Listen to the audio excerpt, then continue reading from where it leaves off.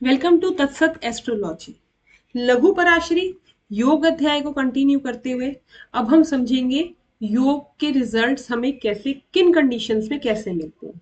योग के लिए सबसे इंपॉर्टेंट हमें पता है केंद्र लॉर्ड एंड त्रिकोण लॉर्ड का एसोसिएशन है, या फिर हमारे पास योग कारक प्लैनेट्स होते हैं।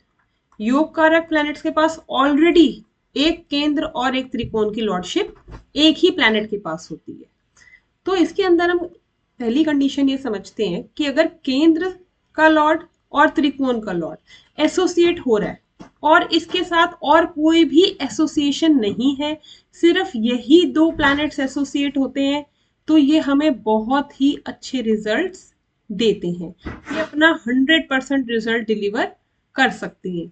लेकिन वहीं पर केंद्र लॉर्ड और त्रिकोण लॉर्ड के साथ किसी और हाउस की लॉर्डशिप ऐड हो जाती है जो त्रिकोण लॉर्ड ना हो और केंद्र लॉर्ड ना हो, उसके अलावा किसी भी और हाउस की लॉर्डशिप अगर ऐड होती है तो ये रिजल्ट्स को सामान्य कर देती है। रिजल्ट्स जो बहुत अच्छे थे वो नॉर्मल हो जाते हैं, क्योंकि इसके अंदर मेलिफिक लॉर्डशिप भी हो सकती है, न्यूट्रल लॉर्डशिप भी हो सकती है। बस ये केंद्र और त्रिकोण की दूसरी लॉर्डशिप नहीं होनी चाहिए।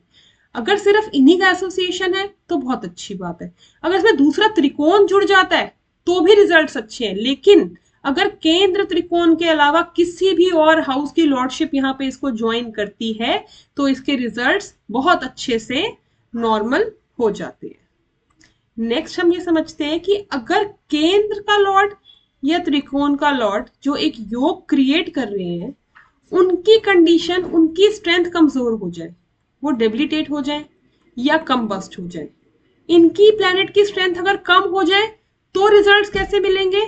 तो भी रिजल्ट्स बहुत अच्छे मिलेंगे।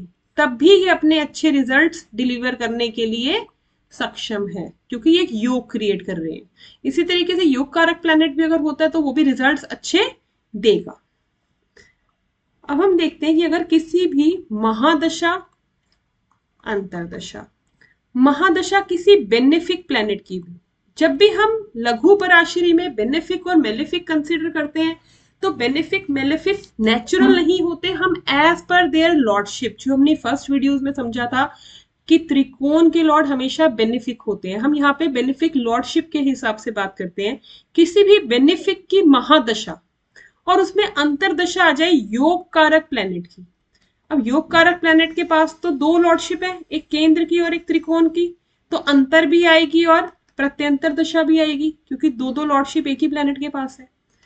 अब इसमें दो कंडीशंस होती हैं कि ये जो महादशा लॉर्ड है ये योग कारक प्लैनेट से या तो कहीं पे एसोसिएटेड हो एस्पेक्ट से या प्लेसमेंट से, या नॉट एसोसिएटेड हो।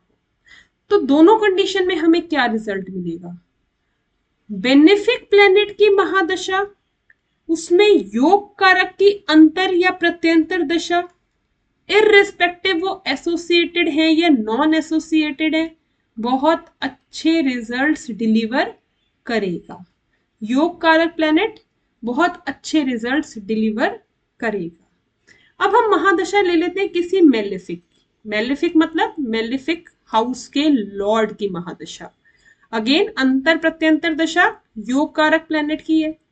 अगर ये योग कारक प्लैनेट इस मेलिफिक के साथ एसोसिएट हो जाता है, किसी भी एक हाउस में कंजंक्ट हो जाता है, म्यूचुअली एस्पेक्ट कर लेता है, तो ये योग कारक की अंतर या प्रत्यंतर दशा बहुत ही अच्छा रिजल्ट जनरेट करती है, इररिस्पेक्टिव की महादशा किसी मेलिफिक की चल रही हो। तो हमने ये समझा कि योग कारक प्लैनेट जिसके पास एक केंद्र और एक त्रिकोण दोनों की लॉर्डशिप है, अपने आप में इतना स्ट्रांग है कि वो महादशा लॉर्ड चाहे वो खराब हो उससे एसोसिएट होके भी अच्छे रिजल्ट्स डिलीवर कर सकता है।